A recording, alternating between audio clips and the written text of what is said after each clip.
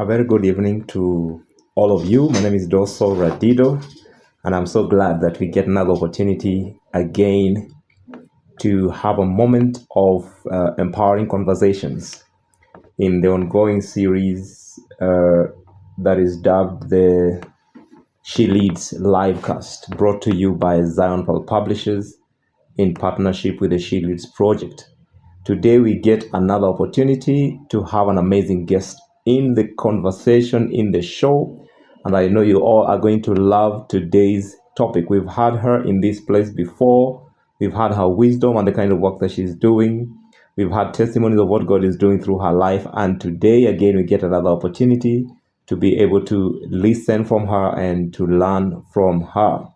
Well, I know this is an impromptu session, but it had to happen.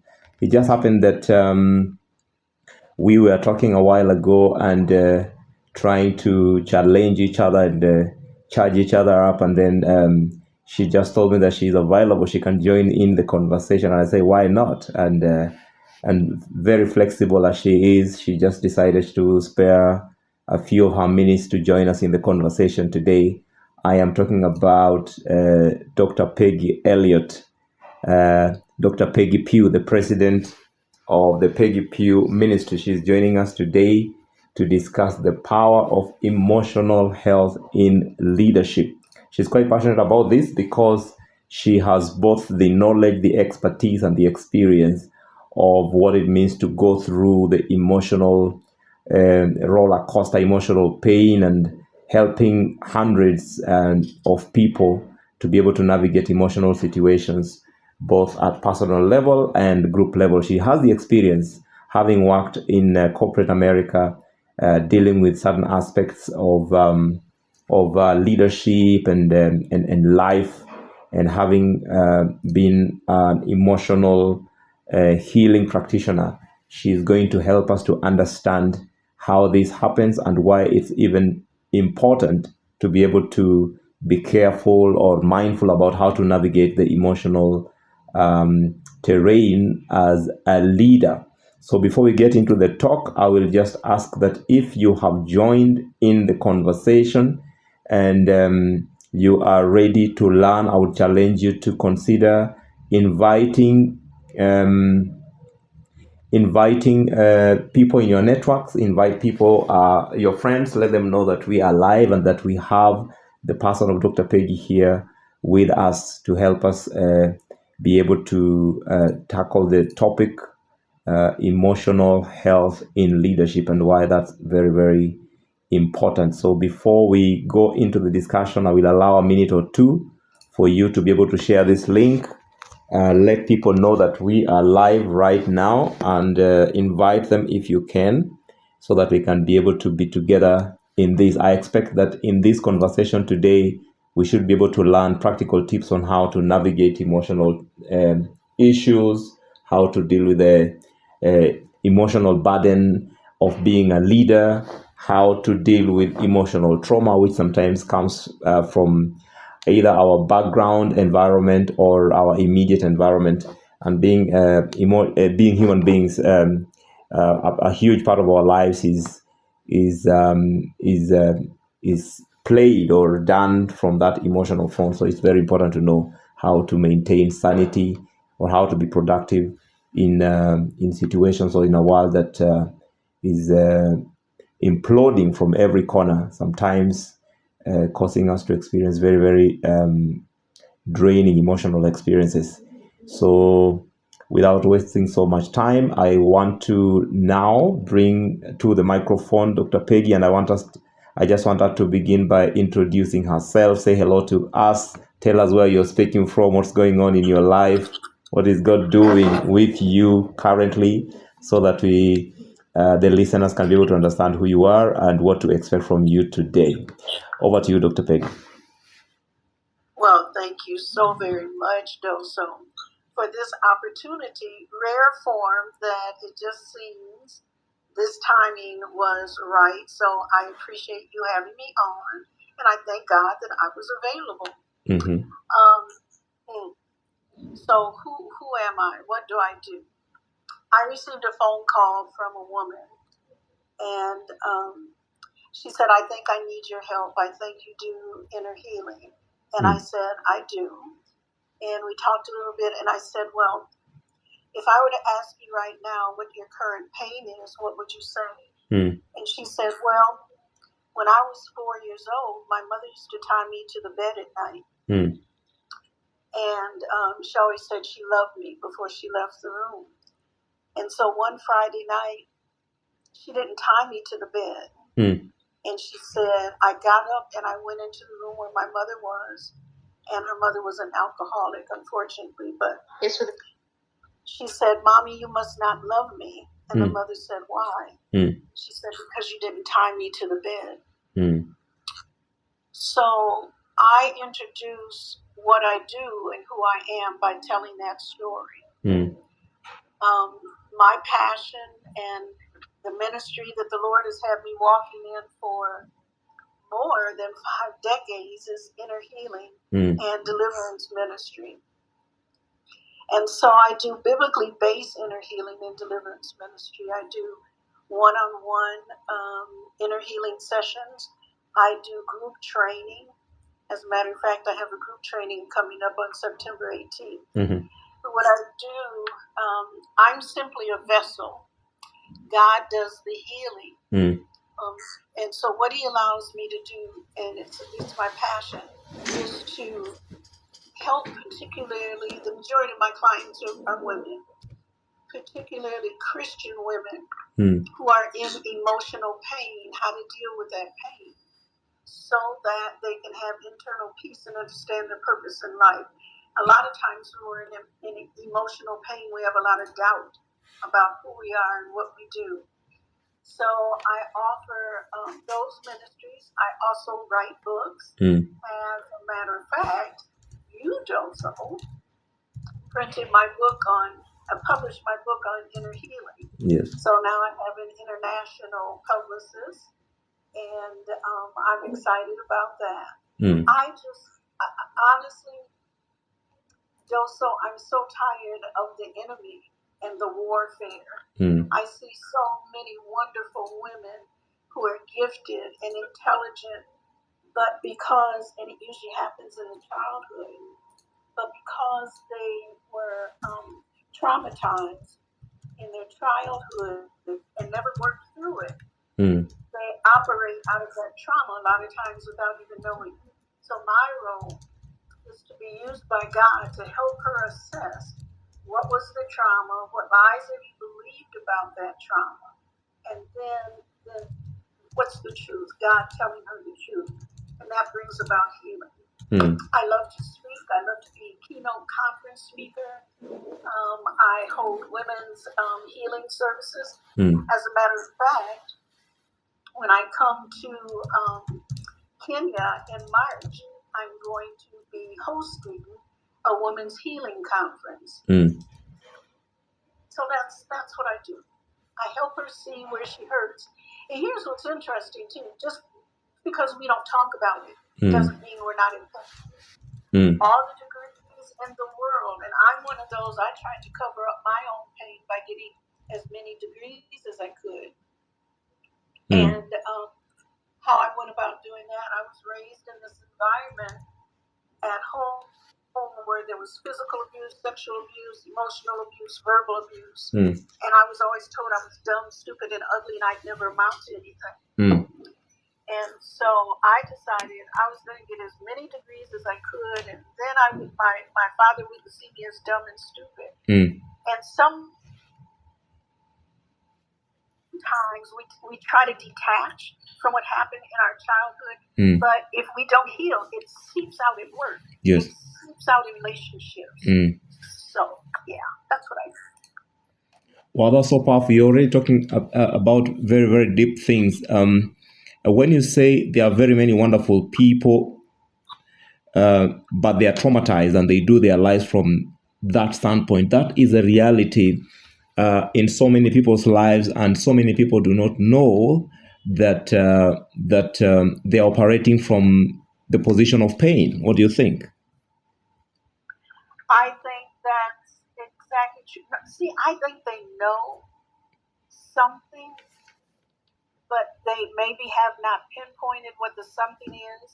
So a lot of times when women are coming to see me, she'll say, I just feel stuck and I don't know what it is. I just feel stuck, or I'm unhappy and I don't know why I'm unhappy. So she knows something, but she may not know the thing, the particular thing. And so there are questions that I ask to help get to that place of the root. What was the root situation that happened that caused the pain? A lot of times, and I've been a secular counselor and therapist, and they're so important and so necessary. But I found that a lot of times I was dealing with the secondary issues and not the primary issue. And the Holy Spirit reveals the primary issue. You know, in corporate America, I call it corporate wellness. That we have their employees that are walking around and they've got the degrees and they're intelligent and they're doing a good job, but something is amiss somewhere. Unhealed emotions will show up somewhere, on the job, at home, in relationships, and even in church. Oh, that's so deep. Now, there are many people who are driven by pain in doing certain things. We know that there are people who are working hard because they are running from the pain of things they were told when they were young, or certain people who are covering certain things in their lives. And I know you know that human beings have become masters of cover up. There is a little this and a little that we are putting on and wearing because there is this painful thing that we want to keep private, and therefore sometimes you see people doing things and looking like they're doing very well, but if you really go deep into their lives, you realize that they're trying to run away from some kind of pain, so that there is anger that is actually anger that is coming from pain. There is this hardworking people that are actually running away from the pain of poverty or the pain of certain words that they were told, and there are these people who are lost into studies and lost into ministry and lost into things that, but actually the actual driver behind that is pain. They're running away from pain. Yes, you're so right. And something just came back to my mind. Now, this may sound a little strange, but at one point in time in my life, it was only, I think, for a couple of months, for some reason or another, I started looking at people's obituaries. But I'd only read the obituaries that were long, very, very long. And I used to say, oh my gosh, what a wonderful life. And look at what this person did and that person did. Now, when I see very long obituaries, I believe that that's a person who probably prematurely died. They were operating out of their pain. They were trying to prove that they were okay somewhere. Now, that's a generalization. Of course, that's not true for everyone. But I know her. I know that place of pain. I'm 70 years seasoned, but at 22, I had a stroke. And at 22, I was married. I had 2 children. I was working full time. I owned my own consulting firm. And I worked on I sat on 6 different boards as a director. And so the body will always tell you when it's sick. And it'll give you signals before time. But as you were saying, we become masters of cover up. I knew something was wrong. I didn't know what, but I couldn't stop myself. No, I wouldn't stop myself. And I wouldn't stop myself because of a message I used to hear all the time. And it was from my father: Peggy, you're dumb, you're stupid, you're ugly, and you'll never amount to anything.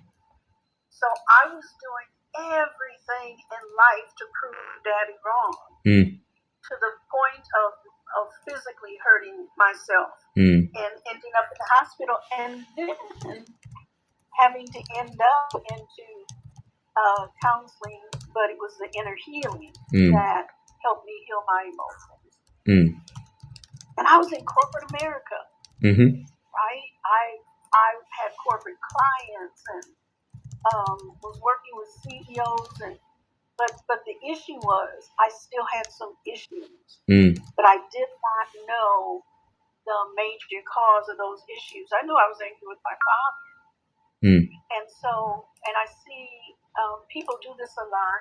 We make inner vows. And even when we're taking a look at leading, we make inner vows and say, I'm never going to let anyone do this because that hurt me, so I'm not going to get hurt. So you see some individuals walking around who are very angry, or they walk hard, literally walk hard, or individuals that have to do everything perfectly, or someone that doesn't let people get close to them.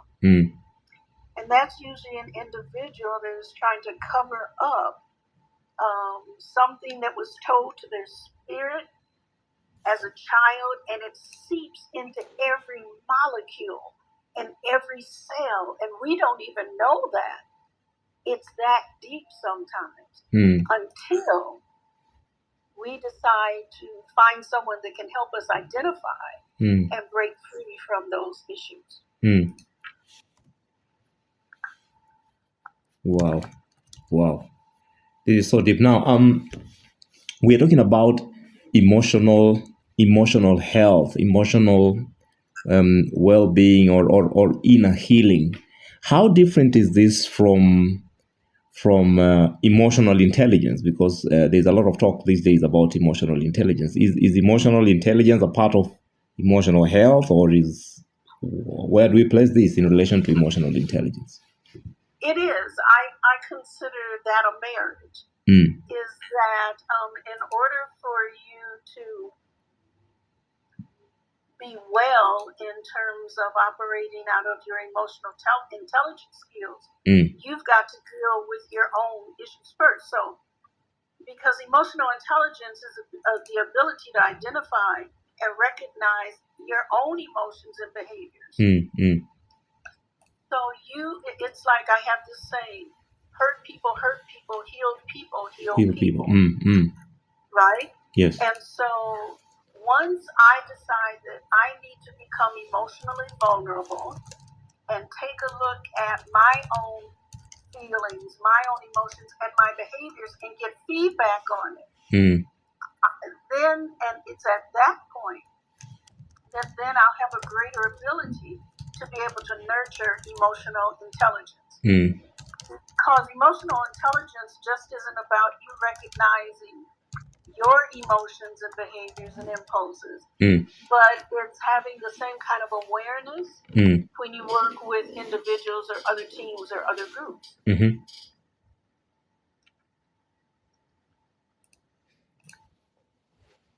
I hear you. There's something you just said here which is so powerful. Hurt people, and heal people. So sometimes you get into leadership with a lot of pain. I know you've heard this phrase, leading while bleeding.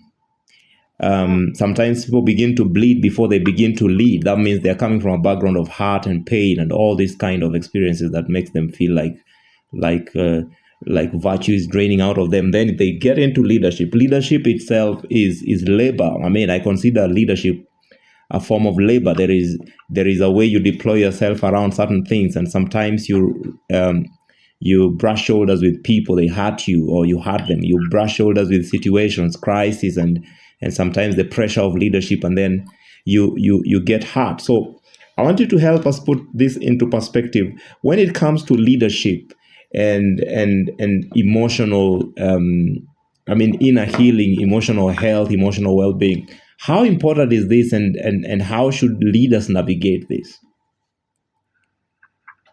It's extremely important. Corporate America historically has hired individuals based on their IQ, based on their work experience. And now it has taken the forefront, and it's taken the forefront for maybe the past couple of decades, but even more so now, and that's emotional intelligence.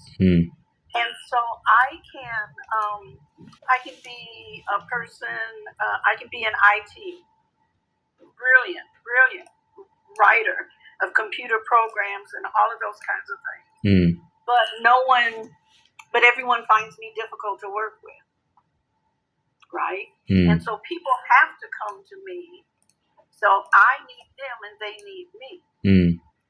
But someone has to be kind enough to tell me, I want to help you take a look at, and it would be a manager, supervisor. I want to help you take a look at why it's difficult for you in working with other people. Peggy, when you're on a one-on-one, you're doing extremely well. But when I put you on a team or when you're in a group, I find that you're really not listening to other individuals, or if someone is sharing a feeling, you gloss over that. And so we really need that kind of feedback to know those areas that we need to work on. I don't know how much your listeners know about Clubhouse, but I did a Clubhouse room a number of months ago, and it was about inner healing in corporate America. And so a woman came on, and she said, well, I have a question. And I said, okay. I think people just don't know how to deal with me. They have the problem. I don't. I have 2 master's degrees, and I'm working on a doctorate. So they ought to just shut it down. And I said, well, can I give you some feedback? And she said, yeah. And I said, I wonder what hurts you so bad that you have to talk in such a mean and gruff way. And she said, what? That's what people tell me all the time. I said, well, everybody's not lying. But you have to be in that place where you're willing to say, I need to take a look at this because I want to progress in corporate America. I want to progress in education. I want to go on and become an entrepreneur. Everybody needs somebody. And so you're not living an island in and of yourself. It becomes vitally important then as women lead now, we're talking about emotions. And historically, it has never been okay for a woman to talk about emotions in the workplace, for her to act emotional in the workplace, because that was seen as weak, or if she overdid it, like the one individual I was just talking about, she was seen as a negative word, right? It started to be. So now women are having to flip the script and know that it's okay to analyze, take a look at, and deal with any behaviors that she's expressing or exhibiting that are not working for her.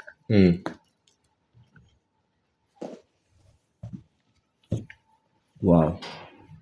Historically, it's never been okay for women to talk about their emotions.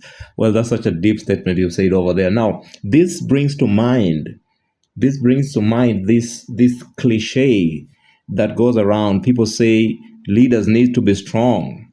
They don't need to show emotions. They need to suppress it. Now, there is this phenomenon called suppression in leadership, so that a lot of leadership is fake. I mean, it's things that people put up, and that's why it feels tiresome. You just need to feel you feel like this day needs to get over so I can get out of this environment, go home and be real. I mean, when we get home, we take off the leadership clothes, we take off the leadership regalia, and then we emerge. The true self emerges. I want you to talk about this whole phenomenon of suppression of emotions and suppression of those issues that we think people should not know, or emotions that people we think our fellow people that we are leading should not know.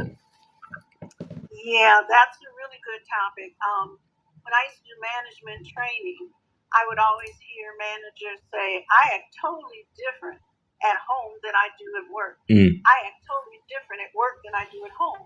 And my response always with that was, I don't think that that's true. I said, if it is, then we're talking about schizophrenia or we're talking about multiple personalities. I think what people mean is that I feel freer at home to express how I feel than I do at work. So that says something about the culture. See, the culture a lot of times dictates how you communicate.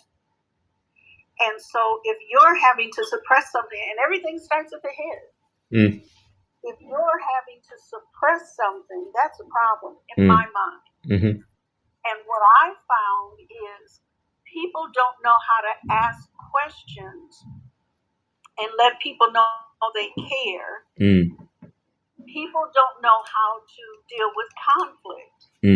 And people don't know how to communicate their needs. So what do I mean by all of that? We talk the way we think we should talk at work. We act the way we think we should act at work. And so if you're suppressing who you really are, then that's a problem. And the primary problem is you're not benefiting the most you could benefit from the organization, nor are they receiving their best from you. But people don't like dealing with conflict. See, in order to deal with your emotional intelligence skills, you have to be willing not only to share information, you have to be willing to receive information, receive feedback. And if there's any kind of conflict, most adult humanoids will flee or suppress it. So if you're suppressing who and how you really are, you're either in a fight or a flee mode. Either you're gonna be harsh and fight your way through this thing, or which would be more what do you call it, an extrovert, or you're gonna retreat and become more of an introvert. But somehow or another, it's going to be known that there is something that's not okay with you. How people approach you with that, that's what I find is the difficulty. I'll give you an example. Let's say, Radito, that you and I are working in HR together. And let's say my husband, Ken, is our manager. And I have an issue with you, and I go to Ken. And I tell Ken what my issue is. Then Ken comes to you and tells you someone said that they're having some issues.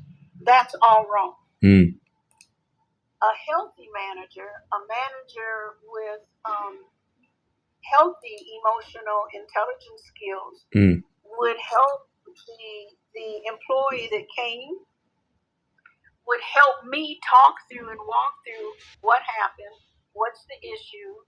I've got to go talk to him myself, and what do I want to have as an outcome.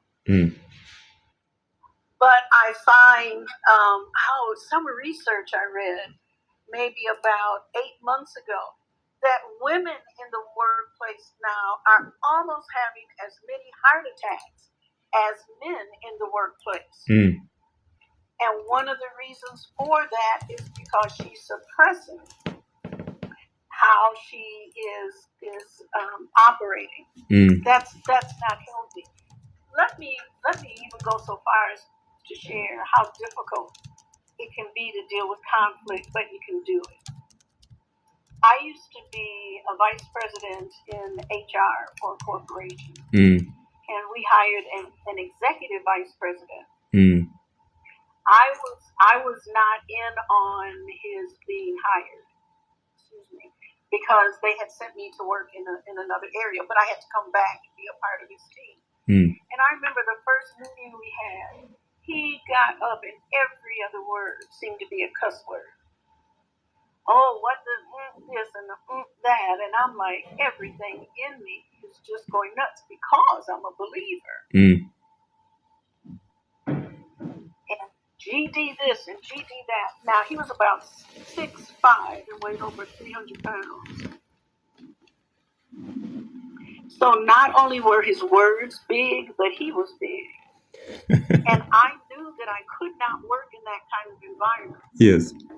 I also knew that I couldn't suppress how I felt. I couldn't keep going to meetings. His name was Howard. Nobody would know, but I couldn't keep going into meetings with Howard where he was acting like that. And yet, I thought, if I say anything to this man, I'm going to get fired. But I decided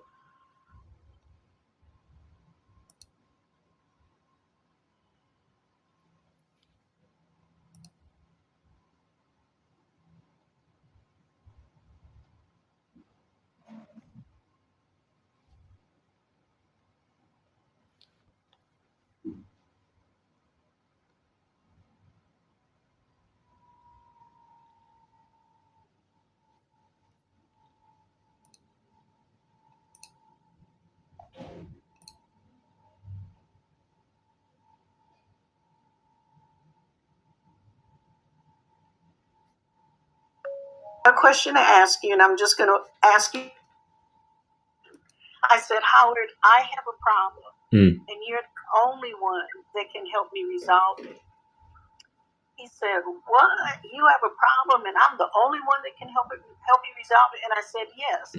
I said, so could we meet tomorrow morning? Oh, yeah, come on down. So the next morning I go, and there Howard is, and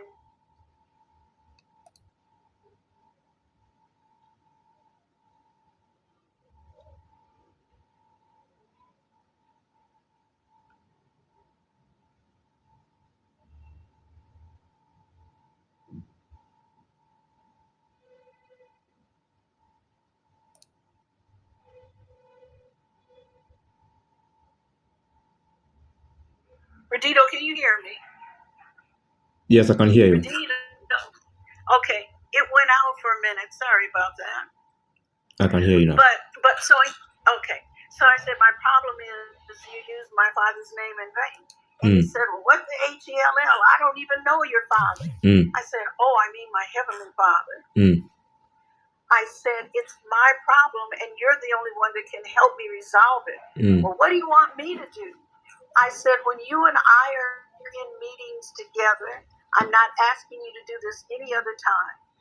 But when you and I are in meetings together, because I'm your VP, would you please try not to swear? Well, you know, that's what they hired me for. They hired me to stir the pot. And I said, I don't know about all of that. I'm just asking this one thing. He said, well, what words can I use instead of those words? I said, brother, I'll find a list of words you can use and give it to you on a piece of paper. And he said, well, do you think other people feel the same way? I said, you would need to ask them. You know, because what we do a lot of times is say, you know, so-and-so feels the same way. And he said, well, I've got a question to ask you before you leave. And I said, sure. Help me understand this thing about you and God the Father. Long story short, I led him to the Lord. But did you hear the nuances in terms of the words? I have a problem, and you're the only one that can help me resolve it. I think, Radito, honestly, what we really need to do in the workplace as it relates to emotional intelligence and emotions in general in terms of leading, we need to spend considerable time teaching women how to have difficult conversations. Does that make sense? Yeah, sure it does. Because I was ready to lose my job. That's how important it was for me. But I had to learn overnight. I had to learn how to say what I wanted to say, because what most people would do is go in, say, how would you know what you're a problem? And you're a problem for me. And the problem is you cuss and swear all the time. Do you see how a person then would be on the defense? So I think a significant skill in developing emotional intelligence skills is learning how to lead. What would I say? How to lead truthfully and honestly. how to speak truth to one another without, the tongue can kill. How to speak truth to one another. We know in the body of Christ, you say in love. But even in the workplace, we don't need to use scripture and we don't need to use the name Jesus Christ. They ought to be able to see it in our behavior. That there's something different. Did that answer your question? Well, sure it does. And I like what you're saying. We need to know how to speak the truth. We need to learn how to lead truthfully. And that's so powerful because today we live in a world of fakes and there's a lot of fake in leadership. A lot of leadership is fake. It is. It is. Now, Joanne is here and she wants to ask a question, but before that, a lot of leadership is fake if that's the culture. We live in a culture, we live in a world that says, don't really be who you are. We're always trying to look like somebody else. We're trying to dress like somebody else. We're trying to walk like somebody else and be somebody else. Who we are and how God created us is who we are. But we've got to come to know who we are. I like that. Yeah, I like your term too. Lead truthfully. Truthfully and carefully. Here's the other key skill, I think, in terms of emotional intelligence. Is knowing before you go in what you want your objective to be at the end of the conversation. A lot of times we go in and complain with no care whatsoever with coming to any resolution. So when I am coaching people around conflict, I say now, at the end of the conversation, what do you want the outcome to be? Do you want the person to do something, to say something, or to know something? And usually that gap is left wide open because we didn't get clarity, nor did we give clarity. We just complained.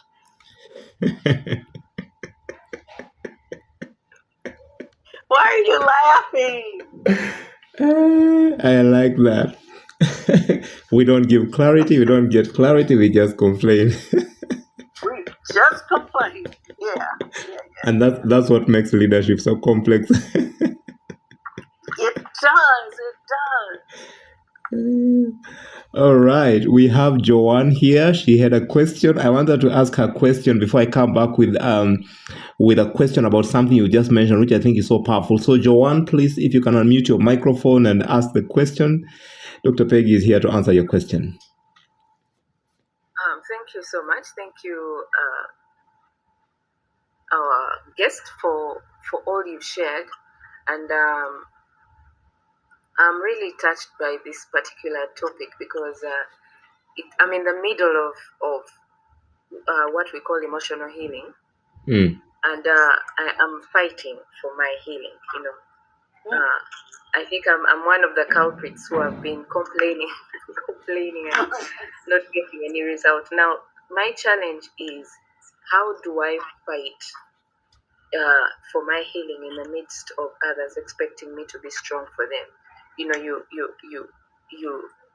lay your points down and you tell them, this is what I feel, this is what I feel. And they say, all right, we're going to work on it. And then after a week, you're going through the same abuse, you're going through the same disrespect, you're going through the same manipulations, and you're expected to continue leading. You have people looking up to you, but then you're getting something else from your superiors, and the leadership is affected, and you have to fight on. But in the end, you end up, okay, this is my experience. In the end, I end up giving in, saying, I'm fighting and not getting any results. Let me just go with the flow. So how do I keep fighting and standing for what I need? Yes, thank you so much, Joanne. That's a very, very good question. I want to mirror something back to you because I think it's profound. You use the word fight at least 4 times in your question. You led with the words, I'm fighting for my healing. That, in fact, is what you feel like as you're going through this. And I've never been in a physical fight. I have been physically abused, but I've never been in a physical fight where I actually fought. But the word fight in and of itself, to me, says it all. When you're feeling like you have to fight, word fight, I don't know of any positive, I can't conjure up anything positive about the word. But when you're having to fight for your own healing, then I say you need to take a look at, is it worth it? Yeah. But the other thing that I would ask is, have you had the one-on-one, hard, honest conversation with your superiors?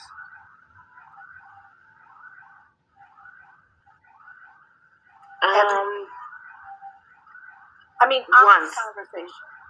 Yes, once, only once. Mm-hmm. And it was unfruitful. And at the end of that, were you able to articulate what you needed to have be different? I guess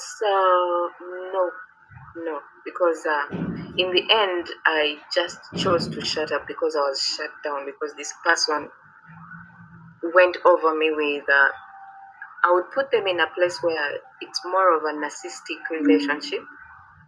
Yeah, so blame was put on me instead, and I just chose to back down. Well, so that has happened several times, and I just let go. In the same position you're in? Yes. How are you doing physically? How's your health? It's bad. And that's the reason why. Yes.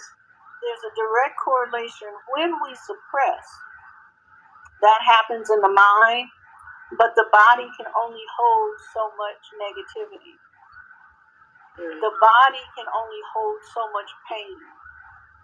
And oftentimes, I believe that what's happening in the body is really a condition of the heart.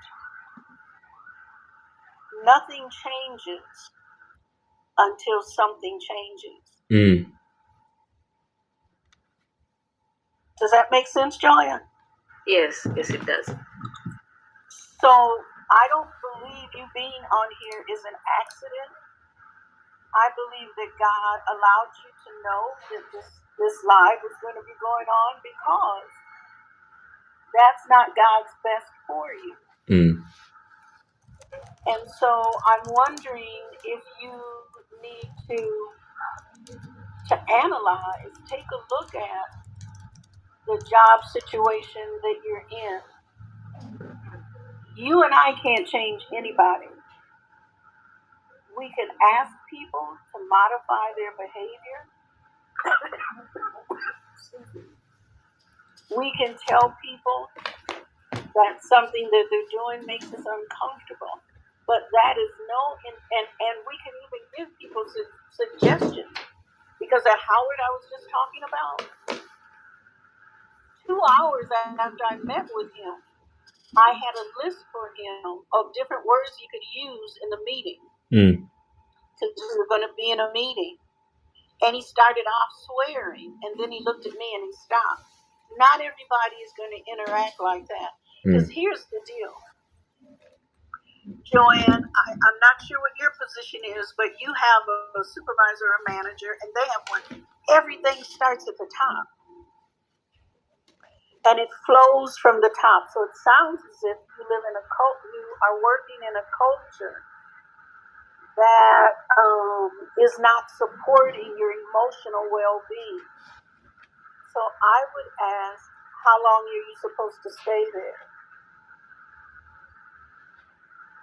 And, here's something that just came to me. What does this culture remind you of, and who do these people remind you of?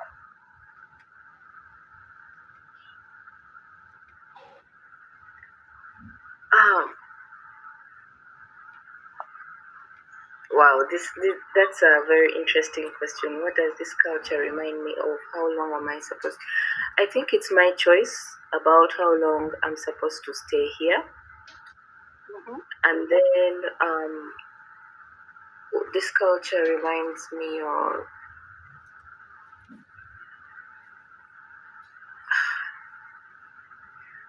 I don't know how to put it in nice words, but I feel like there's a lot of hypocrisy because, yeah, that's what I can say. There's a lot of hypocrisy. And where have you experienced hypocrisy in your life before?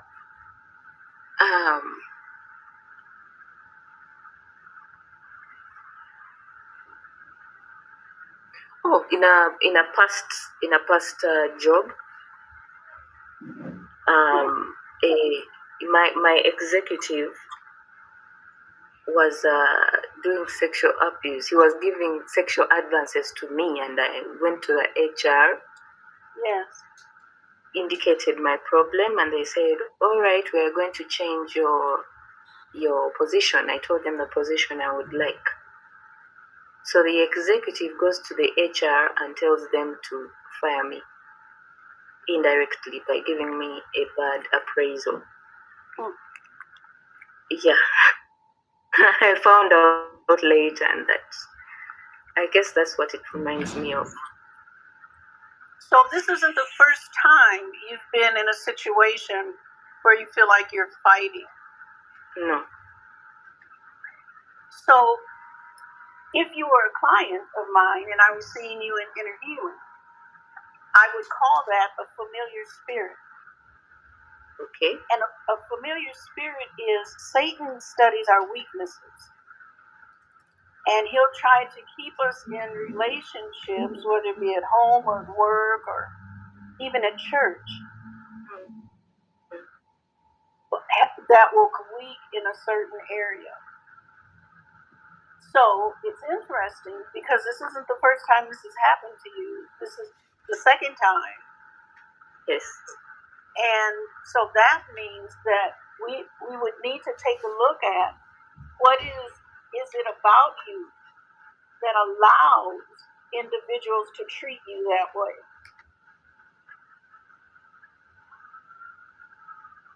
So yes, we can just take a look at the culture, we can take a look at the environment. But I'm wondering, is there anyone that you know personally whereby in your relationship with them you feel like you're fighting?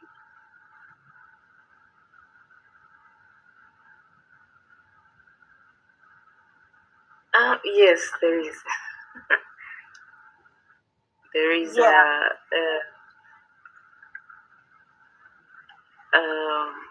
All right. Since we are only 3 people here, I guess I can get personal. It's my relationship with my dad. Yes. Yes. And I need to let you know I'm not surprised. And the reason why is you having to fight for your healing, your emotional health didn't start at work. It started at home. And if it's unresolved, if there's been no healing there, you will end up in situations where you're being treated, like you've been treated at home. This is all very unconscious behavior. But when we don't heal here, when we don't heal at home, we end up in work situations, we end up in love situations where we're being treated the way we were treated at home. So the issue isn't even a work issue. The issue is an issue of the heart, Joanne. Okay. And I would like to offer you at any time, Radito has my information. If you'd like to call and have an inner healing session, we certainly can do that. Thank you. Yeah. I'll take that. Yeah, because no matter where you go, until that familiar spirit is broken off of your life, those same spirits will come. My husband and I started a marriage ministry, and a part of what we talk about is here and there, those two words, here and there. When we're hurting here, wherever your here is, where you are, we often look across the way over there, and over there looks easier. Over there looks like we'd be more well received, and so we go over there, only to find out when we get there in due season, we're having the same issues in relationships, work relationships, and we can't figure out why, because we're no longer here. Sometimes you need to not, many times, you need to not go there until you heal here. So I believe that God allowed you to be on this live task so that you could heal here. You're bright, you're intelligent, you're anointed. God has something more planned for you, but we want you to be healed so when you go there, you won't have to fight anymore. Does that make sense? It does. Thank you so much. Yes, ma'am. You're welcome. Wow, thank you so very much. Joanne, thanks for your question. I hope you have been answered sufficiently. And of course, you've been given an offer there by Dr. Peggy Elliott. As she has said, she's an inner healing minister. But of course, she's worked in the corporate world as an emotional health practitioner. So you definitely are going to be benefiting a lot from whatever she's going to be helping you with. So for this benefit of our listeners, we are engaging with Dr. Peggy Elliott today. She's helping us to understand the power of emotional health in leadership. And one of those things that she's just said, which I think has struck my attention right now, is that nothing changes until something changes. And the purpose for our discussion today is to change something so that at least things can change and begin to move in the right direction. We've been here for almost 50 minutes now talking to Dr. Peggy, and I have a couple of questions. So if you have a question and you want to ask it, you are free to lift up your hand and I will give you an opportunity to ask it. So as I wait for your questions, I will ask a question that I had here. Radito, can I first apologize to Joan? I was calling her Joanne, but it's Joan. I apologize. Joanne, is that Joanne or Joe? Okay, all right, she's okay with that. Apology accepted. Good. That is so good. You have talked about a couple of things here. I was just taking some notes while you were speaking. There is something you've said here. I'm just going to mention a couple of them, but one, I'll ask a question around that the leadership has been mixed up with, of course, it's leadership and of course even in life in general, multiple personalities, people who don't know how to ask questions, deal with conflicts and express their needs. That statement is true about so many people. So many people. And one other important thing you've said here, which has caught my attention, is that we are having the number of women having heart attack in their places of work is now comparing to that of men because of the issue of emotional suppression. Yes. Wow, that's so powerful. Now, let me ask you a question around that. There is, I know heart can come from many different places. A lot of it comes from our background and the external experiences that we've had, either in our places of work or in our families or even sometimes in church. These days, even church is hurting people. Yes.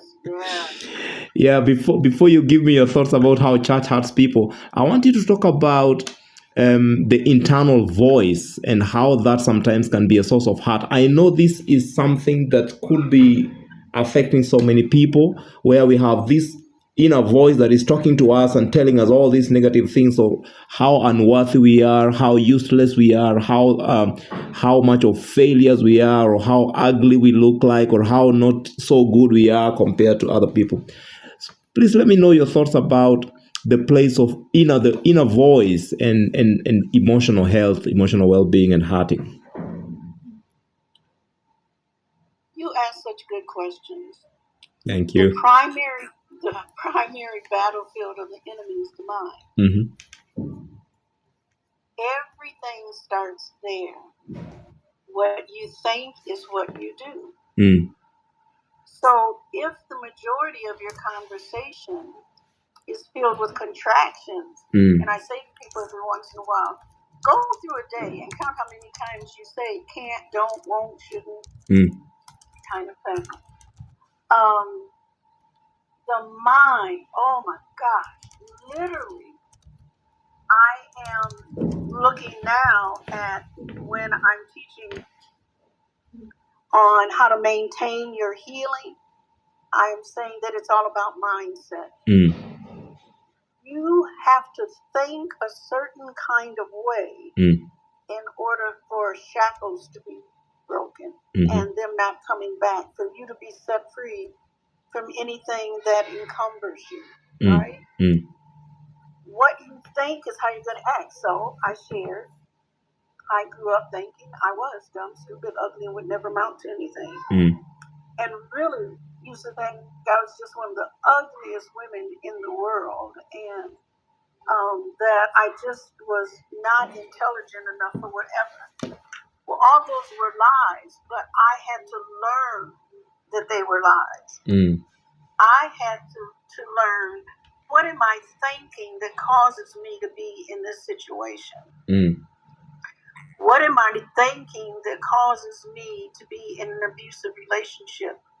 What am I thinking when I go in for an interview with this manager, and let's say that this is a man that goes in for the interview, and the manager is female, and what is he thinking when he has a strong reaction towards her and doesn't care for her? Who does she remind him of? So our inner voice dictates our outward behavior. I like that. So if I say I can't, I'm never going to, I'm not gonna, that's why we have to be so careful with the words that we speak, mostly to ourselves. So for instance, last week was very difficult for me. And by the end of last week, I'm just like, I can't do this. I can't. This is too hard. I don't know the next step. And last night at about 11:30, and I couldn't sleep. And I got up and I said, Lord, but I know who I am in you. And I'm the head and not the tail. You know, I had to start quoting scriptures on who I am. Not who other people told me that I am. Who does my Heavenly Father say that I am? And then I have to start walking in that. I have to walk in what I believe. I have to walk in what I think. So I got up this morning, I said, oh no, today is going to be easier. This is going to happen today. This is going to happen today. Because God told me that I could take command of my day. And I took command, and oh my Lord, God just opened up all kinds of things. Now I have to tell you, it was a fight in my mind, because in my mind I wanted to stay in the bed and stay under the covers and not be bothered, and let Kenny bring me breakfast in bed, which I love. He does that anyway sometimes. But it was like, no, somebody needs inner healing. And if I hold back, not that God won't use someone else, because he certainly will. But when they say the mind is a terrible thing to waste, time is a terrible thing to waste. So what do you feel about you? What do you think about your job? What do you think about you in your job? What do you think about your church? What do you think you in your church? What about home? How do you feel and think about home? Because your behavior will dictate how you act at home, at church, and at work. I have to be around positive people.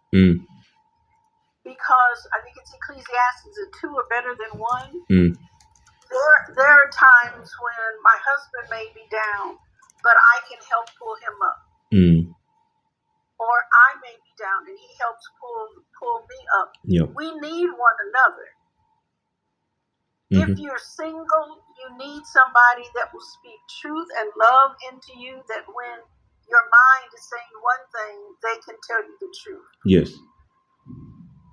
At work, we also need that comrade there at work that can tell us the truth and be there if we just feel like shaking the rafters.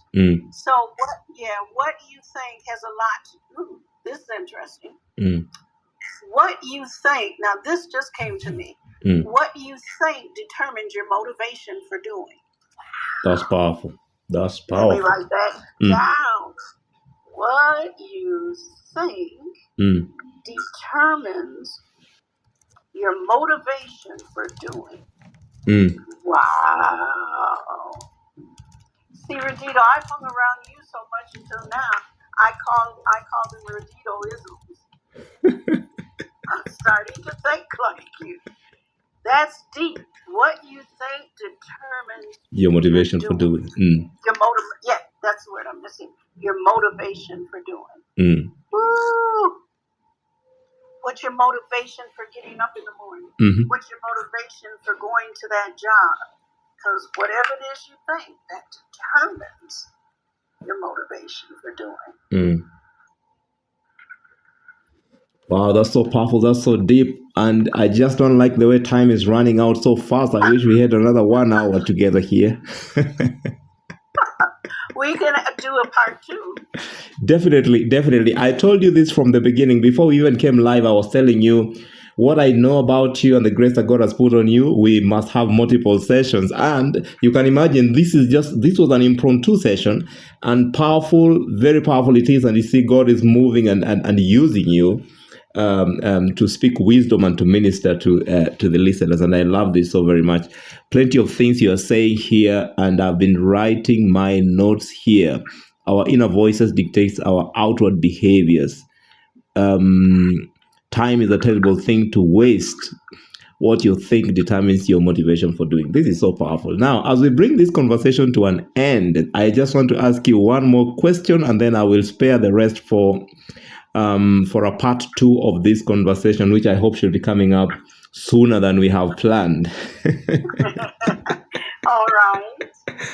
Yeah, I want you to speak to the issue of how safe spaces have become places of heart. And when I talk about safe spaces, I consider the church to be one of those places where we should be going for healing.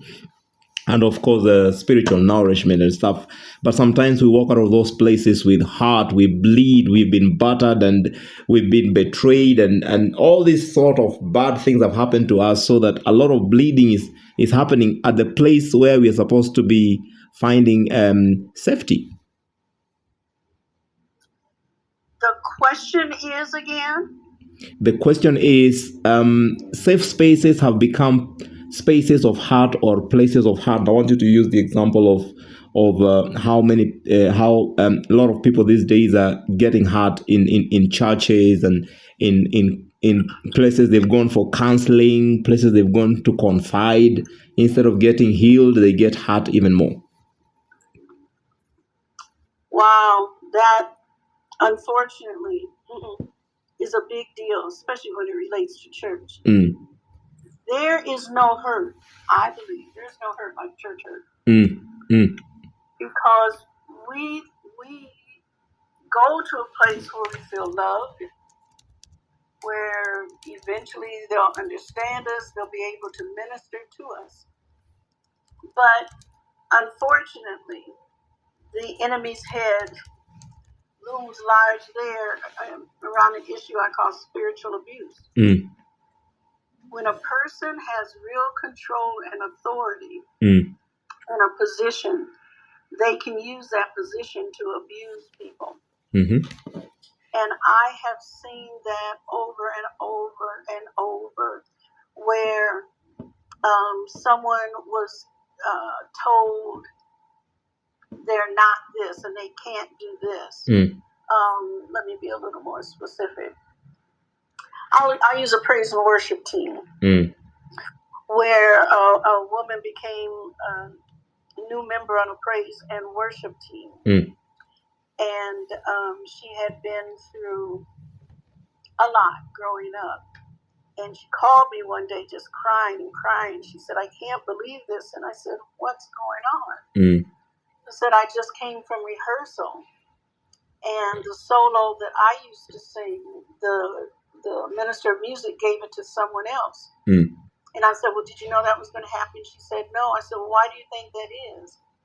She said, because I think the minister of music is jealous of me. She said she doesn't know why I came and joined, but she'll let me stay and see. Then I have to take a look at what is it about you that would stay in that particular situation. Now, not that we need to flee from church every time there's conflict, but you need to know healthy and unhealthy. You need to know your boundaries. I'll give you an example. As an apostle, I don't get to join churches, nor do I get to stay in a church long. So, and Kenny and I only been married 3 years. I had to share with him the call of my life as an apostle is God will move me from church to church. And so, our home church, our current home church, Kenny knew it was time to leave there before I knew.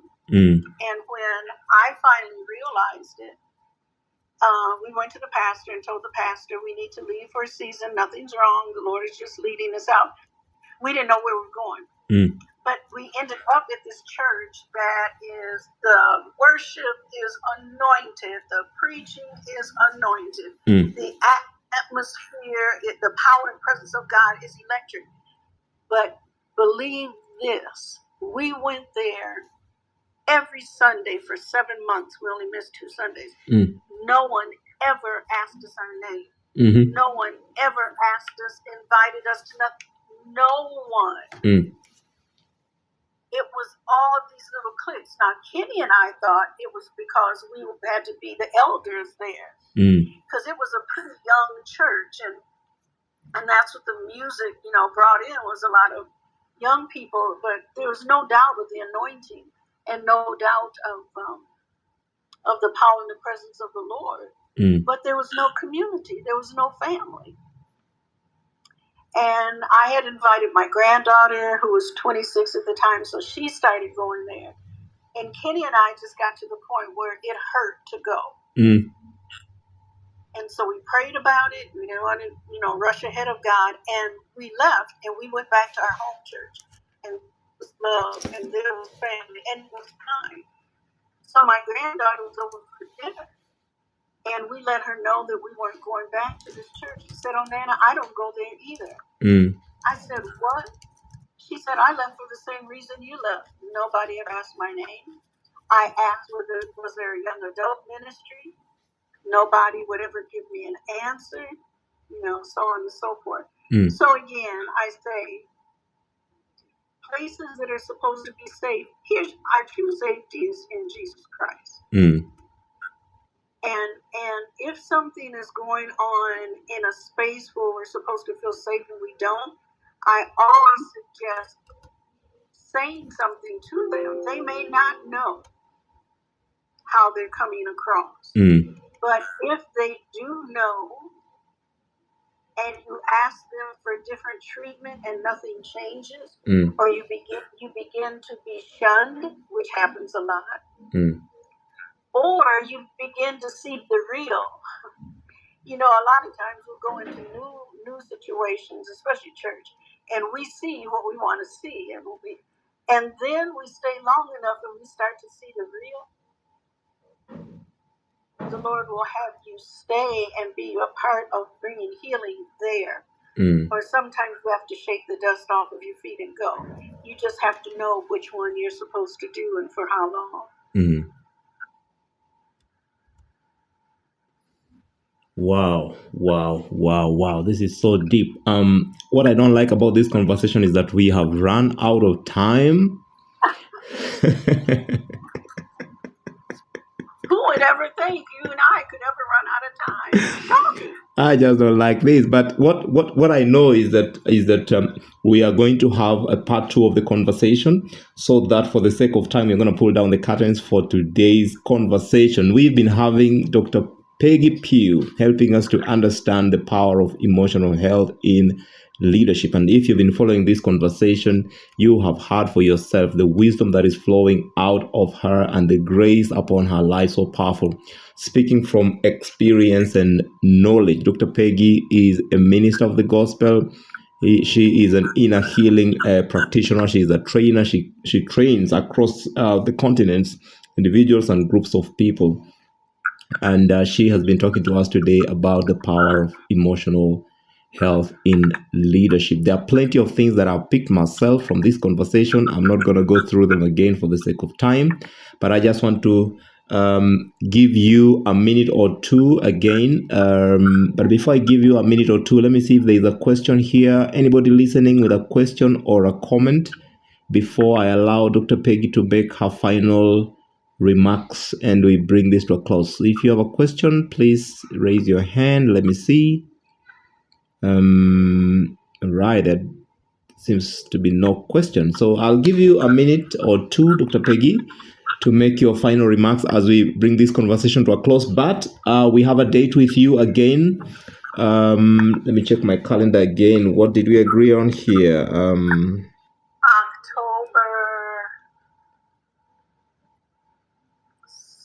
7th or 14th? That was October. Was that? I think it's the 16th? That sounds good. I'm trying to trace it. I can't find it. It could be October. Either it's going to be on a Monday, October 9th. Yes. October 9th. October 9th, we're going to have Dr. Peggy again, but I have a feeling we may have her sooner than that.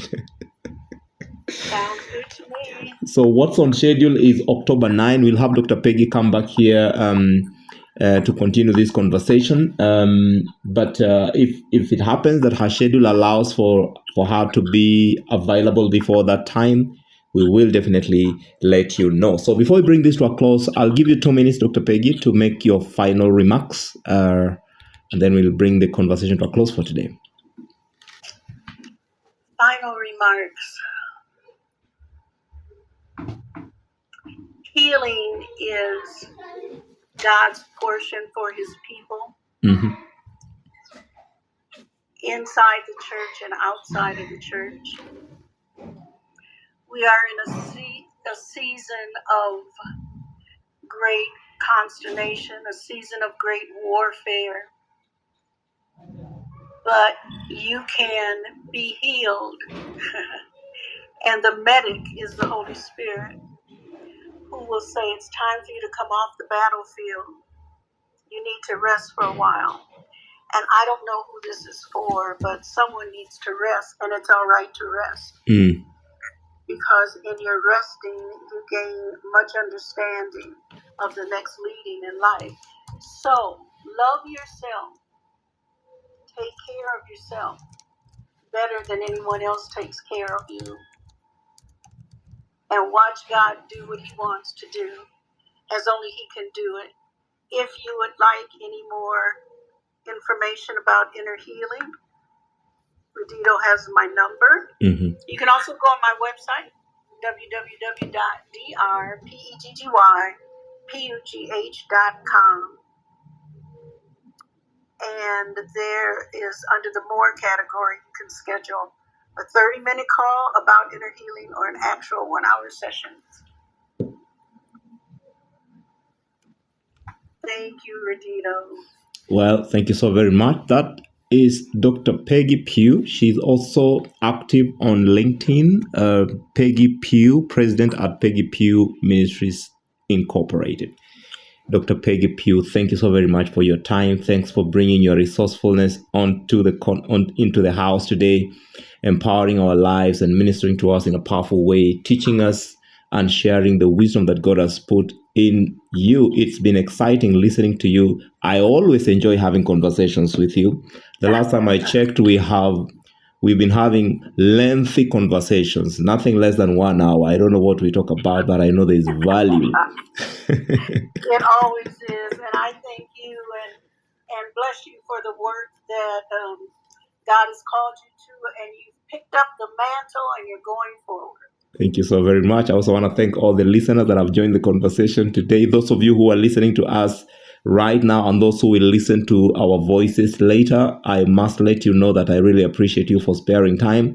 And it is my hope that we are getting transformed and empowered because, as has been said, nothing changes until something changes. Until we meet again another time, I pray that you all are going to have a good time and God will bless you and richly reward your lives with goodness. From me, Doso Radido, it's bye for now. Bye-bye. Bye.